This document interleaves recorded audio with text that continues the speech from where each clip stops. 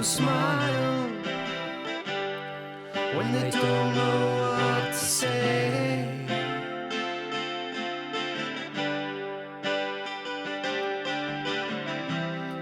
People smile when they feel hope slip away. Hi, and welcome to this episode of Songs Nobody Asked Me For. You won't know, it's been a sort of week or so since I last put anything on here, and during that time, I think I talked at the last episode about the trailer coming out, and the first episode's come out.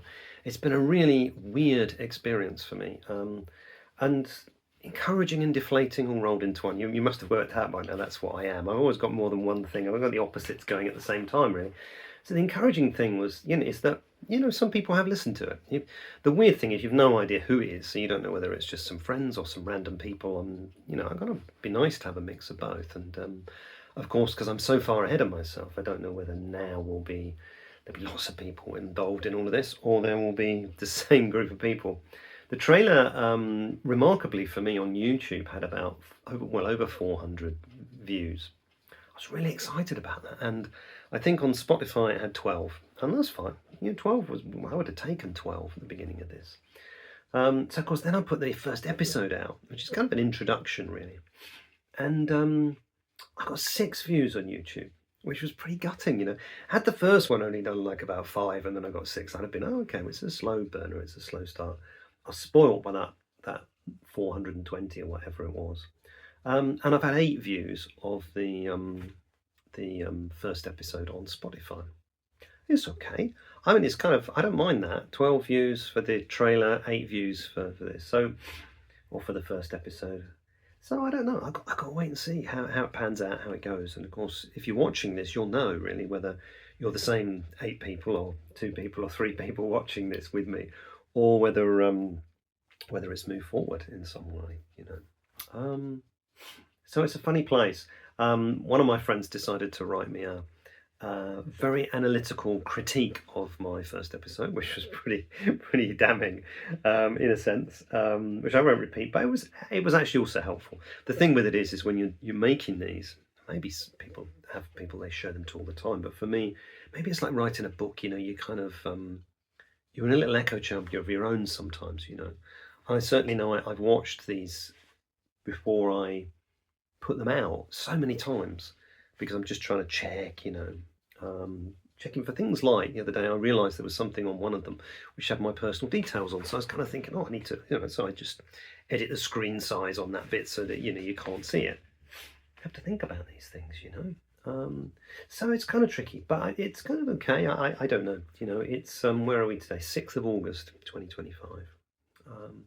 I have this little thing here because this is a guitar string, a D, and I'm a little bit sort of frustrated because with the Gretsch guitar that I've shown you before, my lovely green Gretsch, I'm using that now for gigging, but I don't know, the original D string broke last week in rehearsals, and we're coming up for this Battle of the Bands competition that I talked about last week, and looking forward to it. And so I sent off for some new strings. No, I had a new set of strings, which are these elixirs. I like elixirs now. They're the strings that I would generally choose these days. A bit more expensive, but coated, and they seem to have a nice bright sound to them. And then I ordered another set, which came the next day. But I only have the one set at the moment. So with the acoustic, I've got loads because every month, every 6 weeks, I change them, and so I've got spares and all sorts. But I don't have spares for this. So I sent a new one off, put all the new strings on, the ones I'd already got. I'm getting confused, aren't I? So I had the original string. I realised I hadn't changed them since I bought it. It's classic, for me anyway. So I broke a string. I put a new D string on in the practice. And then after that, I put that new set that I'd got on. I ordered another set. And then last night, it's less than a week later, I had a practice and the same string broke again. I'm a little bit dubious because it broke in the same place, which is, sort of down the bottom here, on the bridge. And I think sometimes that can mean it's sharp. There's a little bit of sharp something or other there, or that it's not set properly. And I don't have the time and at the moment the ability to go and get it set. I'm not a person I couldn't set a guitar. I don't really know how to do that. And I could spend ages messing around and possibly mess it up. But gigs coming in that, so I've had to take the brand new pack that I've got. I've got that D string on it now, but that's all I've got. So with a gig, I'm going to have to break out. Well, I've just been practicing on me plug-in acoustic again because I'm going to need a spare guitar because we have a half-hour set. I think one of the problems as well, and Brad and I were talking about this, is that because I've played the acoustic for so many years, I haven't played the electric for years. I'm strumming it too hard. I'm using the same effort, and I'm slowly trying to play lighter because I don't need to do that. But I keep thinking, oh, I want some more volume. I'll strum it even harder, and so I think it might be a combination of that. It might be the setup on the guitar, but it's taking me right back. I'm sure if you remember or if you've looked at it recently, maybe you started this process. I talked about losing 3 strings in the first song of the first ever gig that I played, 3 strings straight off the bat, and being called stringless for a while. And it's taken me right back to that because I haven't really broken any strings since then. I had that little period, and occasionally when we were playing up in London, really early days, because I've been playing the acoustic strings rarely seem to go. I find it quite interesting. So I do need to get the guitar set, but I don't have the time to do it. So I've been practicing. I've just ordered some. I tend to use. Where are they? I'll show you my plectrums as well. Get all my sales pictures out for today. There are lots of really lovely, interesting plectrums with pictures and all sorts. I got some really nice ones with album covers on them. I never use them, and I use these really boring looking Jim Dunlop plectrums, and I love them. They're more plastic. The plectrums are, I don't know, they're slightly slippier. It's got a nice little grip on it, and I've always used these. But this is a 0.73 thickness, and I've just ordered, which should come tomorrow, the day before the gig, some 0.6 ones to see whether maybe just using a lighter plectrum and trying to strum a bit lighter. You probably won't be able to hear me, but we got a PA and the sound system going to be there, so they can accommodate that really. But I don't know, it's maybe what I've got to do. So, yeah, I've had this little, because I've been angsting about it, and I'm a bit anxious about it, excuse me, I've been a little bit reluctant to do another one of these, because I wasn't really sure where to go with it, really. I thought, well, I'll wait. And I've got a couple of, I've got an interview that I'm hoping to sort of get set up soon, which I talked about, Sean, and I need to arrange it. I got somebody else possibly in the wings, and somebody else I thought of the other day. Oh, it's a start, it's a start. But in the meantime, we have to press on. The other day I thought about another area I might talk a little bit about, which sits with, possibly uniquely with, doing your own material, and that's going into recording studios, I did see the other day, we went to see a great covers band. They were a good cover. No, it was Tribute Act. I talked about it actually, Joni Mitchell one. And I noticed that they had recordings of them playing live. And I thought, oh, okay. And I was thinking, well, would I want a recording of somebody else playing something live? And I thought, well, if the interpretation was different, I mean, they're great jazz musicians, those guys were playing in that Tribute Act. And maybe I might. But you're less likely to go into a recording studio to do, some proper recording, because I think it's one of the pluses of doing your own material, really, is you get to do it. And I think it's one of my, I don't know how I missed it before, it's one of the most wonderful, amazing parts of the creative process, really. So you've got, on the one hand, you're playing live, you're creating, you're writing stuff, you're bringing it together, the guys are there, we're working it out. But in a recording studio, wow, it's amazing, the recording studio, because obviously you're creating sound that you can then go and listen to, change, move around. I get to add bits. I don't ever add. So in the past, when we've been recording, sometimes I've wanted to add bits that I know we can't recreate. And nowadays, I think, we're a small little band, enjoying ourselves, and I try where I can to make the recordings things that we could reproduce, with the one exception, which is harmonies. I do put little harmonies here and there. There might be the occasional bit of harmonic double-tracked guitar or something that I wouldn't be able to play, but I can do something similar to it. I sometimes think about getting a backing singer, but I don't really know. Can't really decide about that. We'll see. So yeah, going into the recording studio, and I remember the first time we went to a recording studio, um, and I know it was in Wapping, which is in London, and it was called the Wapping Conker Recording Studio. I don't know why. Wapping Conker Company Recording Studio, and it was run by a couple of guys who, yeah, I feel a little bit ripped off. I was probably, I don't know how old I must have been. I'm trying to sort of scan back to when it was, but maybe I was 21, 22. And they had a reel-to-reel. It's what we used back then, big reel-to-reel, reel-to-reel things. And if we were lucky, it was normally probably an 8-track recorder. It might have been a 16. If we were lucky, 24. We did once have a 32-track recording desk that we used, which was an amazing experience. But yeah, not many tracks. But the heads were worn. The heads were worn on their tape deck because you have these heads that press against the tape to do the recording. And there's a hiss all the way through, and it's a really, really loud hiss.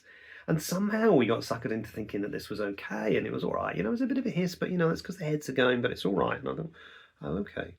I'm hoping that I may have by now got myself some means of taking tape onto MP3, and if I have, I'm going to play you a little bit of that now.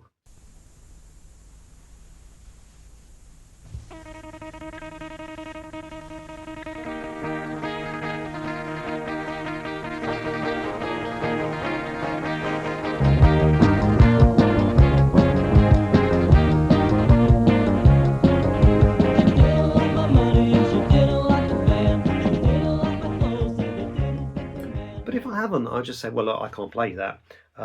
Give me an opportunity to pause there. And if I have played it, well, wow, that's a hum, isn't it? That's a buzz.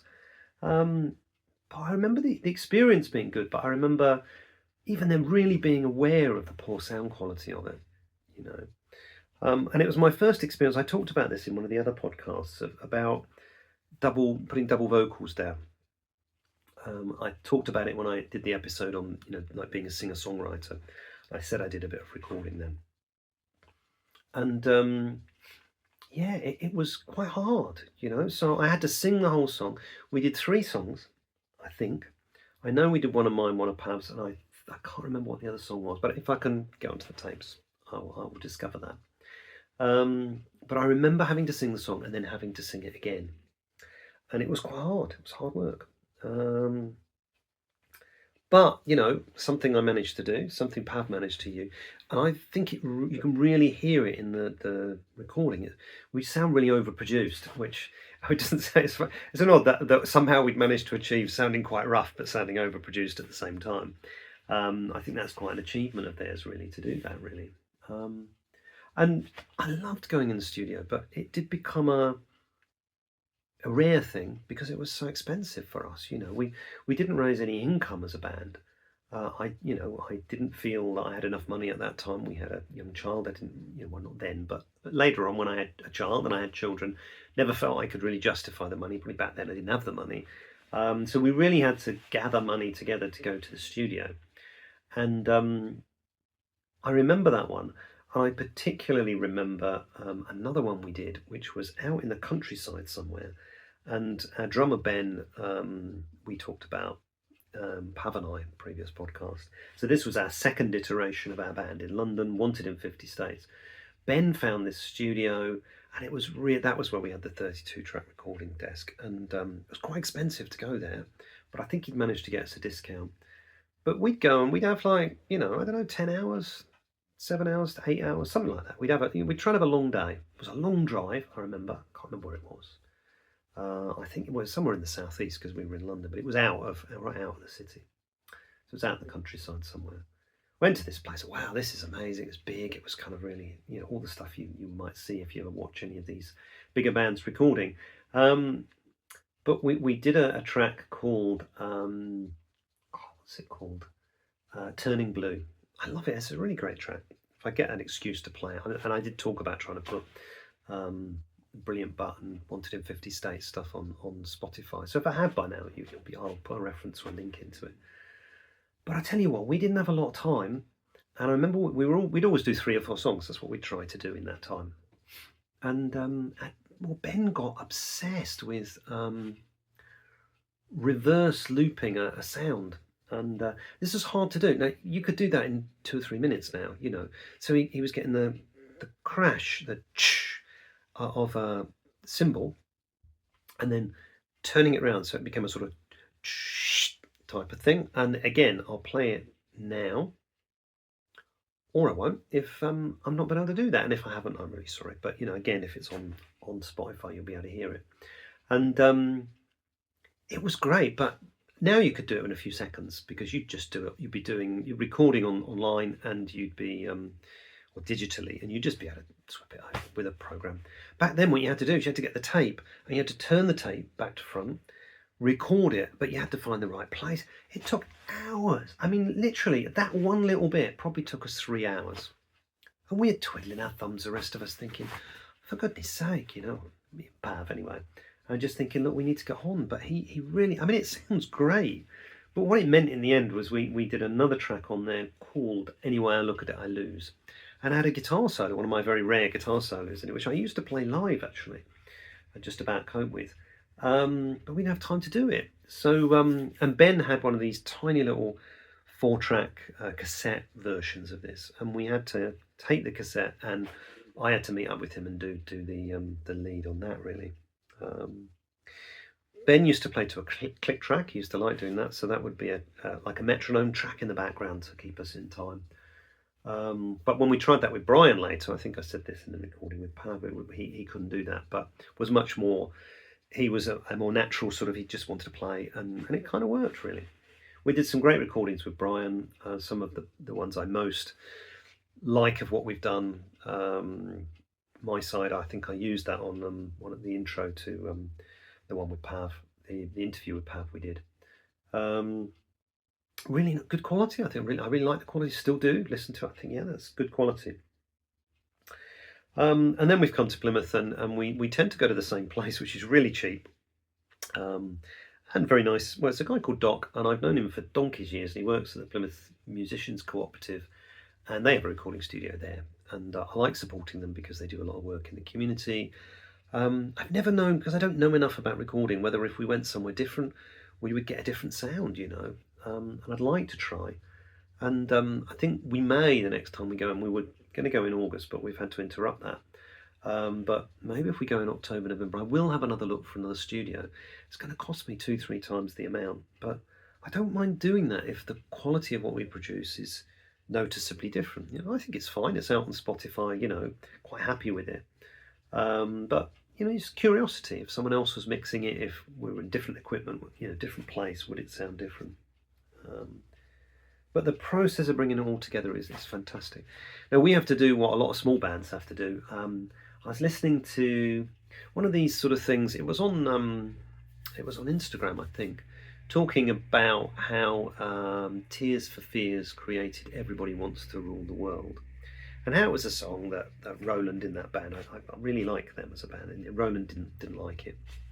And how they created it, and then in the end they said, oh, finally they kept bringing these little bits back to him, saying this is a good track, this is a good track, and eventually they did it, and then the guy said, oh, we did it really quick. It just took us a week to do that track. That's really quick for us. Normally we take, you know, a month or so to do a track. And I thought, wow, that's such an amazing thing to be able to do, you know. And of course, like all small bands, we don't have that luxury. So the way we work is we work really, really hard in practices. It's difficult to juggle, but we have a little run of gigs coming up, and then we have maybe a month when we don't. So we will have at least 2 of those practices. We will just work on the new songs that we have, and we have to get them pretty much super clear on what we're going to do. And maybe that's what they would get the chance to do in the recording studio. They'd record it, they'd listen back, they'd add bits, they'd change bits, they'd do it again.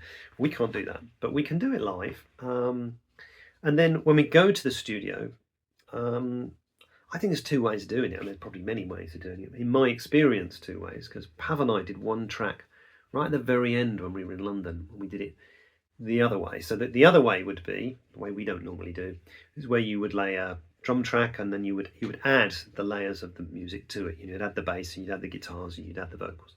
What we tend to do is a live backing track, really. So we'll rehearse, we'll kind of get it right. We'll have a guide vocal. That's the only bit that we don't keep. And then we play together, and because we're well rehearsed and we're pretty good at this, normally we get it in 2 or 3 takes. So we play the song and we say, yeah, we're happy with that. If there's a mistake with one of us, sometimes, sound engineers are great. Nowadays, again, it's all digital. You can take the same bit somewhere else, swap it, put it into that place as well. And if it fits, that's great. Or he can drop one of us in if we say, no, we want to redo it. And you just drop in for that bit and redo that bit. So generally what we'll do is we'll get 4 or 5 songs done in a morning, It's kind of amazing, really. And we are good at doing it relatively quickly. And then what we'll do is we'll go back and I will do the vocals on all of those tracks. So that's our order. And then I will add any harmonies if there's going to be any. And then if we've got any time left in the day, then it's mixing. The mixing takes the most. But what we've done over the last couple of EPs that we've done is we've gone back to the mixing. We've done a little bit of mixing that afternoon. We get a rough cut from him so that we can take it home, listen to it, see what we think, see how it needs to be, and then look at it fresh, go in and bring it all together, really, But it's a fast process. But I think probably like a lot of bands, it's great fun being in a studio. I think it kind of makes you feel like you're proper musicians for the day, You do see so many of these, the bigger bands and in recording studios, and that whole environment of what it looks like. So to be in it, and generally these places are pretty grim, pretty grubby in a lovely sort of way, but you're there sat in a grubby old plastic sofa and you're drinking cheap tea or coffee, and we're listening and we're just watching, or one of us is doing something and the others are in the other room, and it's kind of such a great experience, and for me, really part of the enjoyment of the whole creative process, really. Yeah, I love it, really. And yeah, if any other musicians are watching, I don't know, I haven't said this for a while, but yeah, do put some comments on. Again, I don't know. I've yet to get a comment on the first episode. Nobody said it's shit, so that's probably a good thing. But no comments at all. I'm hoping, some engagement would be great. But just, I was thinking, what do you like about going in the studio? How do you do it? Is it the same as us? Do you do the other version I talked about, or is there another way you do things? You could work, I guess, on creating each song complete, but it often feels easier because we can get our backing sound sorted out, the drums sorted out. Generally speaking, we use the effects on our guitars as if we're playing live, so that we can recreate live. And then we might add stuff. That's how I really want to change that bit, or want to add something to that sound-wise. But other than that, we don't really do that, really. So yeah, I enjoy it. And it's evolved, as I say, we did do one recording in London, I remember, where we did probably about 8 tracks. We were trying to just get a live feel thing. And I don't know where it is, can't find it. Pav doesn't have it. Don't know what we did with it, really. I think it was the last recording we did.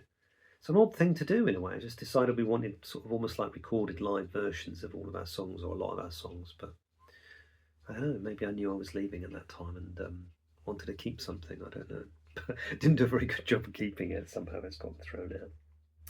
Well, look, I've no idea how long I've been. I kind of feel like it might have been a bit longer, but I often finish these and realise it's only about sort of 12, 17 minutes long or something like that, and I'm quite surprised, really. But there we go. Thanks for your time and energy, as always, really, for any of you that are watching this or listening to it.